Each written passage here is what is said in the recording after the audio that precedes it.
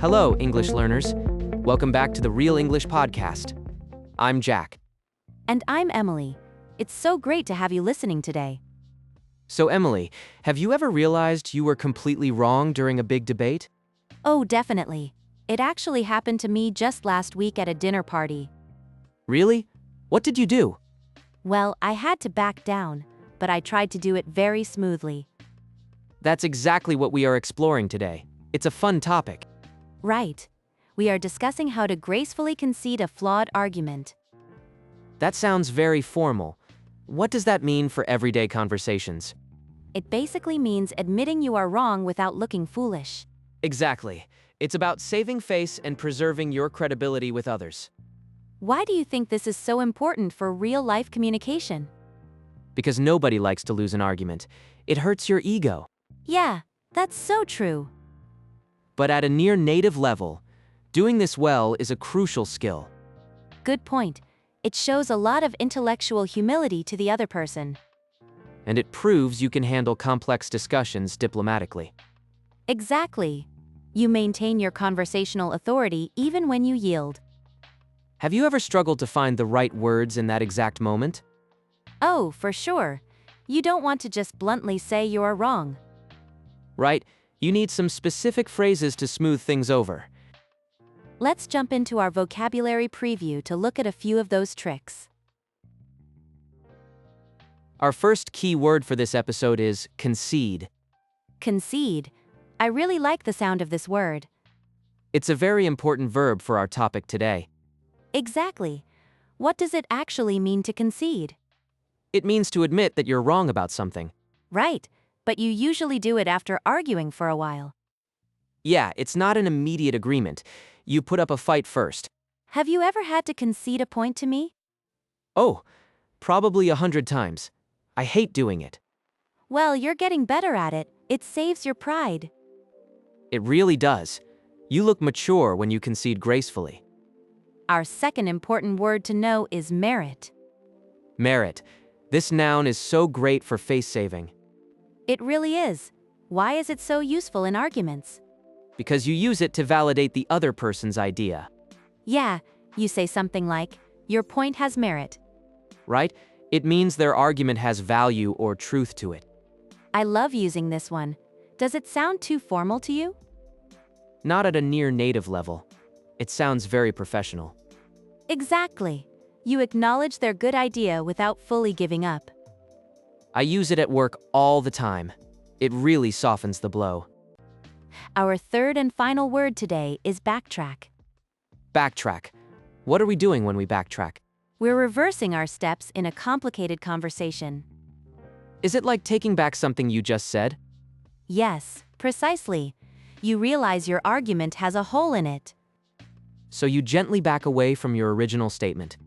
Right? You might say, let me backtrack a little bit. That's such a useful phrase. Have you used it recently? Just yesterday, I completely misread an email and had to backtrack. It happens to everyone. It definitely saves your credibility. Now that we know these words, are we ready for the next part? We sure are. Let's move right into the dialogue section.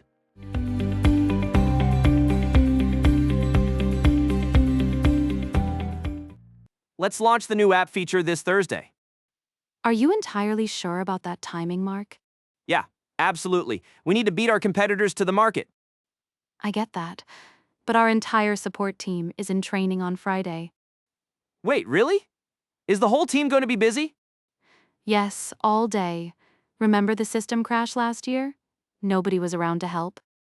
Oh, right. That was a total nightmare. I might need to backtrack on my push for Thursday. It makes much more sense to wait for Monday morning. What do you think? You make a great point. Your cautious approach definitely has merit. I'm glad we caught that scheduling conflict right now. Me too. I'll happily concede on this one. Let's aim for Monday instead.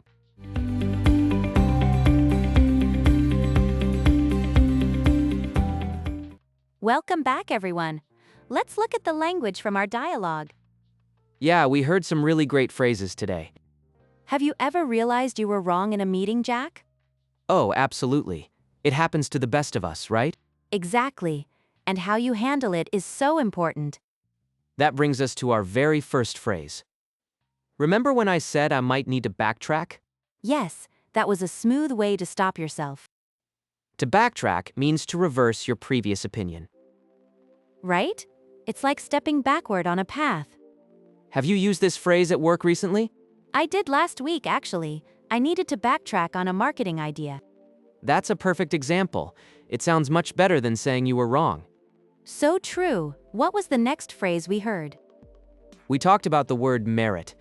I said your approach definitely has merit. I love that phrase. It feels very respectful, doesn't it?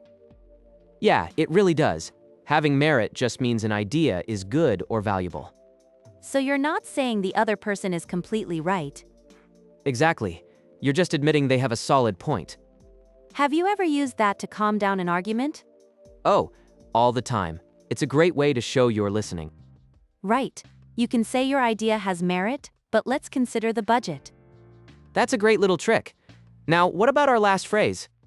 The final one was about giving up the fight gracefully. You said that you would happily concede on this one.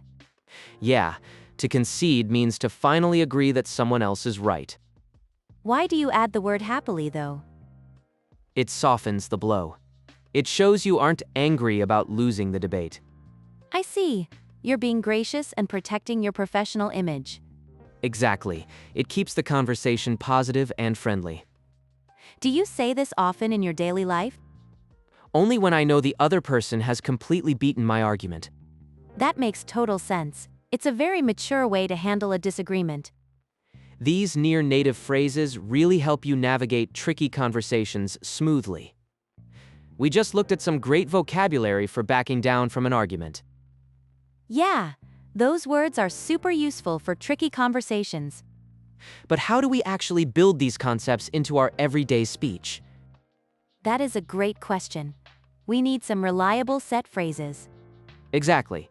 Sometimes you realize halfway through a sentence that you are completely wrong. Oh, that happens to me all the time in meetings. Right? So instead of literally saying that you backtrack, what can we use? A really natural phrase is, "Let me walk that back." I love that expression. It sounds so professional and calm. It really does. You can just say, "Let me walk that back a little."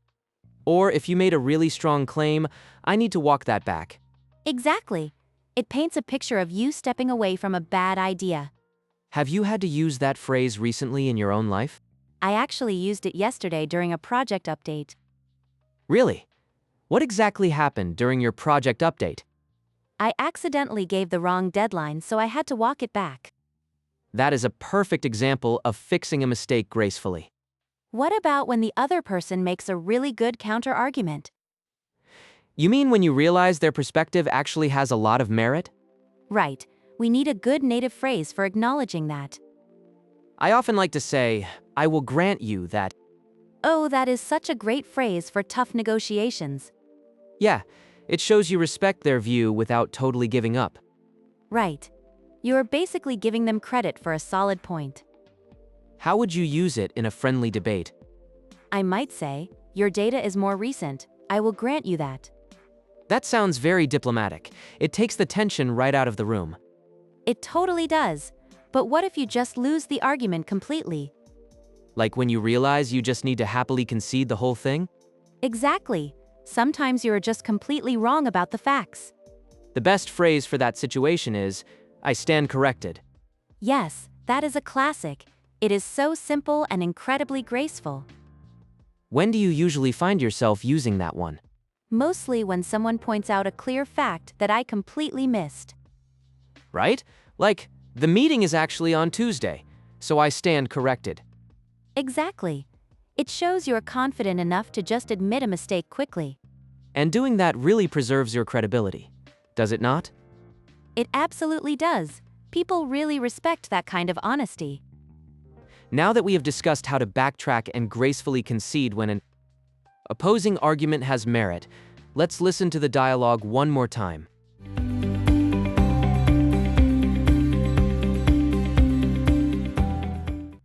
Let's launch the new app feature this Thursday. Are you entirely sure about that timing, Mark? Yeah, Absolutely. We need to beat our competitors to the market. I get that. But our entire support team is in training on Friday. Wait, really? Is the whole team going to be busy? Yes, all day. Remember the system crash last year? Nobody was around to help. Oh, right. That was a total nightmare. I might need to backtrack on my push for Thursday. It makes much more sense to wait for Monday morning. What do you think? You make a great point. Your cautious approach definitely has merit. I'm glad we caught that scheduling conflict right now. Me too. I'll happily concede on this one. Let's aim for Monday instead.